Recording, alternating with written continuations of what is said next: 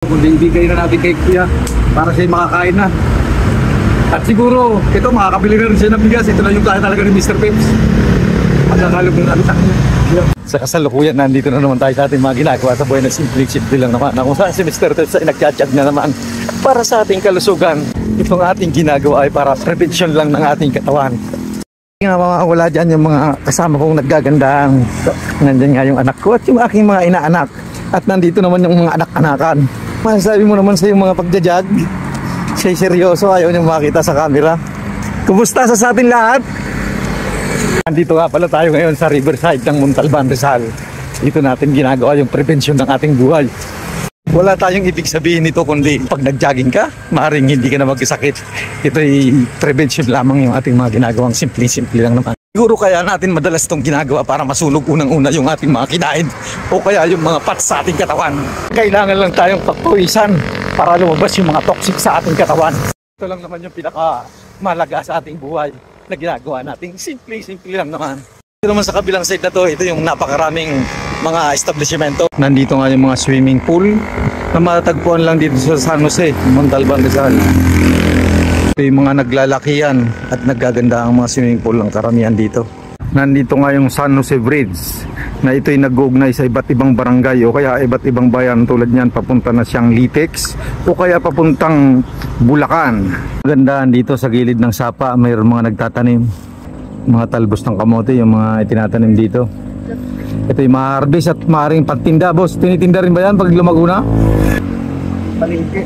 Na dinadala raw sa palengke. Pilipinas. Pag napitas na. Siguro mga ilang buwan, boss, bago pakinabangan na yan? Isang buwan, sir. Isang buwan makakapagpitas na. Yun. Lawak ng taniman dito. Kaya mga bagong tanim lang yan. At yun naman yung modelo. Ito rin matatagpuan yung iba't ibang uri ng kainan. Ito yung operasyon nito gabi. Sa gabi napakaliwanag nito at napakagandang tingnan. Maliwalas. Nandito nga yung Riverside Coal Site. Ito isang uri ata ng pulse din to rito. Mga tayo sa papayanan ng San Jose. Kaya tayo itong gagawin nito kundi kumain na. Susubukan nga natin yung kainan dito. Ito kung tawagin na iguto nga. Ito yung maraming kumakain talaga rito. Kaya hindi na rin tayo magkapauli. Dito na tayo kumain. Ito na nga yung pinakamasarap ng porsyon sa ating buhay pagkatapos natin mag-jogging tayo kakain na. At daming kumakain dito, pila. Sa tingin ko naman yung presyuhan nito ay tamang-tama rin lang naman. Ito yung mura na. Barato pa. Alamin na lang natin dito kung masarap na ba talaga siya. Pila na lang natin yung husga kung masarap na talaga siya. Ang daming mga kumakain dito, mga parokyano na kung saan sang barangay pa ng Montalban, Rizal sila nang galing para kumain lang dito. Ito nga yung iba't ibang siniserve nila, tulad nga nito yung tokwa at baboy. At nandito rin yung mga laman loob na halo ng lugaw. Titikman natin kung gaano nga siya kasarap. Magandaan dito yung plain nila ay 18 pesos. Itong may itlog 30 at yung may laman 33. Yung mami naman ganun din 30 pesos. Ito sa tingin ko kayang-kaya ng ating bulsa yung mga ganitong pagkain. Sa aking nasaksiyan ito sa aming kakainan, ito ay napakarami ring senior at mga kabataan na kumakain nga rito sa ating kakainan. Patami na kumakain rito para pila. Nandito na nga yung in-order nating lugaw na ito ay naghahalaga ng 33 pesos. May halong laman na. Yung laman loob na laman niya 33 pesos lang, panalong-panalo na. At sa tingin ko yung lugaw niya, napakalapot niya. Dila na lang natin yung husga. Ito rin yung tokat baboy, ito yung naghahalaga ng 20 pesos lang to. Siguro dito sa in-order natin na ito, yung isang tao hindi pa gagastos ng 70 pesos. Busog na sa aking paningin. Wala na tayong ibang gagawin dito kundi patunayan na nga natin kung masarap siya. Sa tingin ko masarap siya, amoy pa lang ang bango at yung aroma niya ay nanunod sa ilong na. Malambot. Balik ba ito? Masarap, manamit. Tamang-tama yung timpla, hindi siya maalat. Hindi siya matabang, sakto lang. Mainit. Ito naman tokwa at baboy nila, yung ating susubukan. Kung masarap na siya.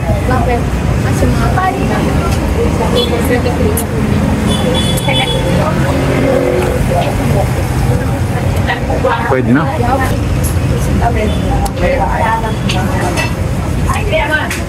Masarap.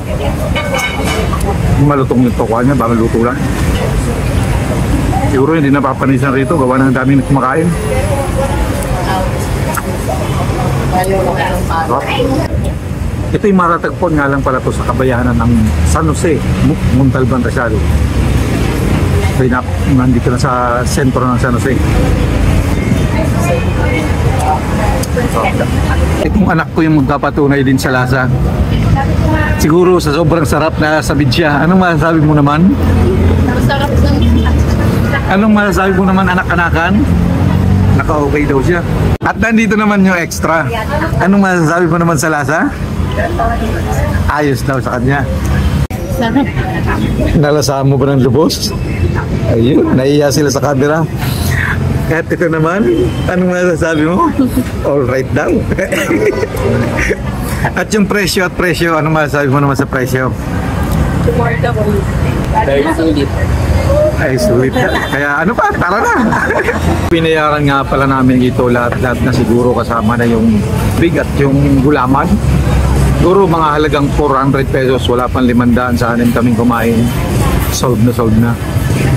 Para sa akin, di na mahalaga kung mahal man to o mura. Basta't masarap siya at makakabusog talaga. Ito'y aking natagpuan na sa mababang halaga. Sold na talaga. Wala na tayong ibang gagawin nito kundi patunayan natin yung sarap at klase niya talaga. Sarap talaga. Hindi mawawala dyan, meron tayong mga bagong kakilala tulad nga nito ni Kuya. Kaya nag-aabang dito sa isang WP. Siya isang paralisado na. Ano ba yan? Stroke? Hindi na siya nakagalaw yung kamay niya. Kaya mo yung kamay niya. Siguro wala naman tayong may bibigay dito kundi pakainin na lang natin siya. Order ka na ng mga kain mo. Anong gusto mo kainin? Lugaw. Lugaw daw. Akin siya lugaw. Yun na siguro yung kaya natin gawin. Wala na nga tayong ibang gagawin ito kundi ibigay na natin kay Kuya para siya makakain na. At siguro, ito makakabili na rin siya ng bigas. Ito na yung kaya talaga ni Mr. Pips. Pagkakalog na natin sa kanya.